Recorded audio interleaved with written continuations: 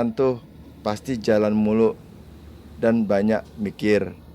Papine sayang, gak usah kunjungan dulu, biar mami dan anak-anak aja ya. Papine mesti sehat, masa kalah sama setan gitu. Dewi yakin kita semua akan menang dan bahagia. Pertolongan Allah dekat, yakin dan sabarlah sayang. I love you Papine. Peluk cium ning Dewi Persik.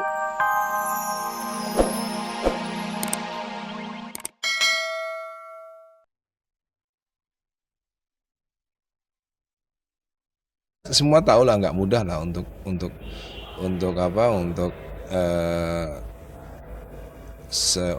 keluarga yang baru bercerai gitu ya. Tiba-tiba ada tiba-tiba Al Eldo punya keluarga baru yang bukan keluarga dia, itu kan tidak mudah. Itu kan dibutuhkan sebuah strategi, trik-trik khusus ya. Tidak boleh melakukan hal-hal yang sembrono ya, tentunya ya semua itu ya yang penting indah pada akhirnya. Ya sebenarnya kan semua itu kan, kalau kata ABG sekarang itu, kata ABG sekarang nih, semua itu indah pada waktunya. Pidana itu lebih dominan karena ada pemalsuan, ada rekayasa dokumen, itu lebih dominan peristiwa pidananya.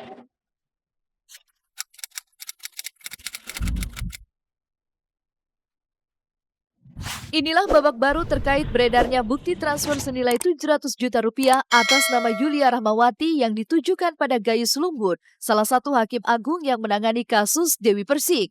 Dan tak terima dengan beredarnya kabar tersebut, Rabu kemarin Gayus mendatangi Mabes Polri untuk membuat laporan polisi terkait bukti transfer yang pertama kali beredar saat ditayangkan di salah satu stasiun televisi. Lantas, apa kata Gayus terkait namanya yang disebut-sebut menerima uang senilai 700 juta untuk memenjarakan Dewi Persik?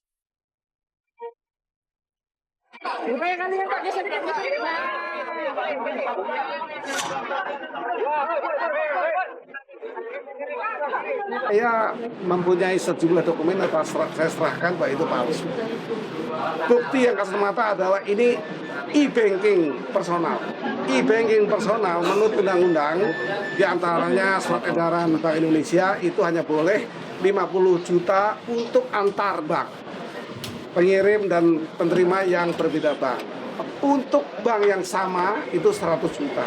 Ini tertera 700 juta. Nah, oleh karena itu semestinya Deddy Kobuster sebagai pembawa acara atau produsernya hati-hati. Dengan adanya itikat dari Hakim Agung tersebut yang berniat telah melaporkan tentang keberadaan rekening yang melibatkan nama dia, apalagi kapasitas dia itu adalah sebagai Hakim Agung yang dimuliakan, kan begitu. Itu wajib untuk memberikan laporan tersebut gitu, karena apa? Keberadaan rekening tersebut itu harus dilacak dari mana sumbernya.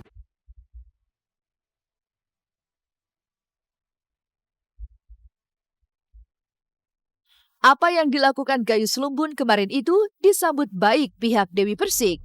Lalu bagaimana tanggapan Julia Perez yang namanya juga disebut sebagai pemberi uang dari bukti transfer yang beredar itu? Benarkah pihak Jupe juga akan melakukan hal serupa dengan apa yang dilakukan Gayus kemarin? Lantas, jika bukti transfer itu hanya rekayasa, siapa dalang yang bermain di belakang permasalahan ini? Saya harus katakan bahwa itu tidak benar. Udah fix. PPATK mengatakan tidak ada transfer atau transaksi uang senilai 700 juta seperti yang dituduhkan kepada Jupe. Dengan fakta-fakta yang seperti itu jelas itu semuanya adalah berita bohong. Ya, kami bicara bukan berdasarkan asumsi, tapi berbicara berdasarkan fakta yang ada. Padahal sudah jelas bahwa menyangkut masalah keabsahan keberadaan rekening tersebut, seharusnya yang melapor kalau menurut saya lebih tepatnya adalah Mbak Julia Perez gitu loh. Nah, karena kan ada nama dia mengirim dengan jumlah 700 juta.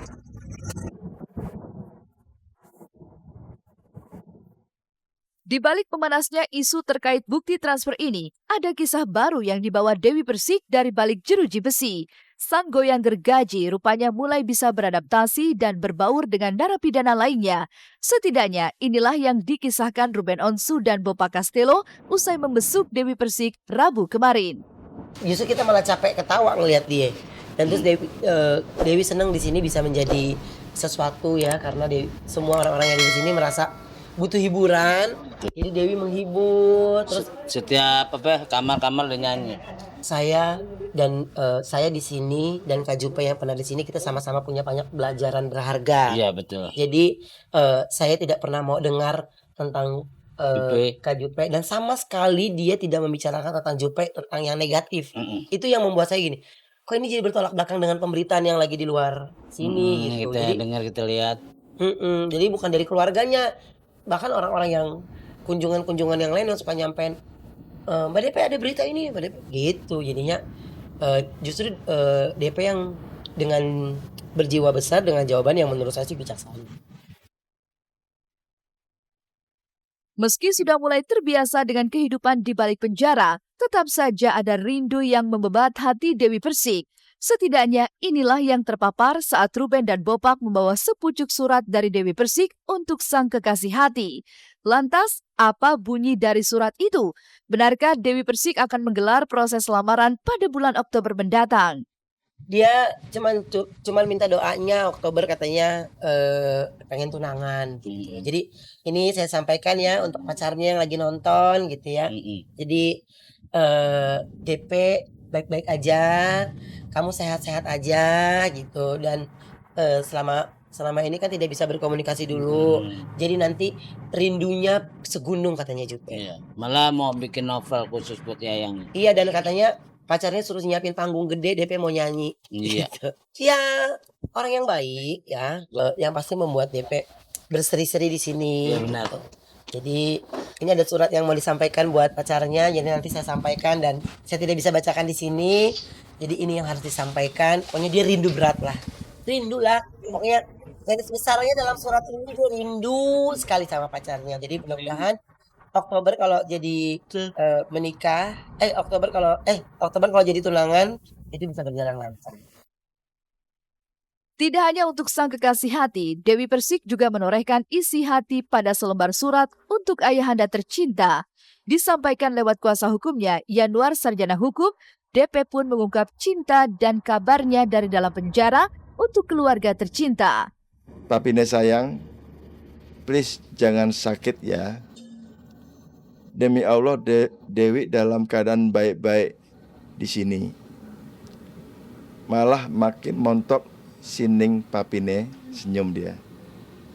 Ning dengar papine sakit, kakinya bengkak ya. Kecapean tuh pasti jalan mulu dan banyak mikir. Papine sayang, gak usah kunjungan dulu, biar mami dan anak-anak aja ya. Papine mesti sehat, masa kalah sama setan gitu. Dewi yakin kita semua akan menang dan bahagia. Pertolongan Allah dekat, yakin dan sabarlah sayang. I love you Papine. Peluk cium ning Dewi Persik.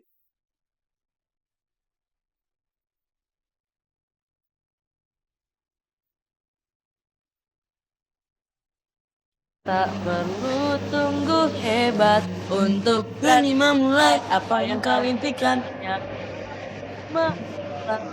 Untuk menjadi hebat yang kau, seperti singa yang menerjang semua rintangan.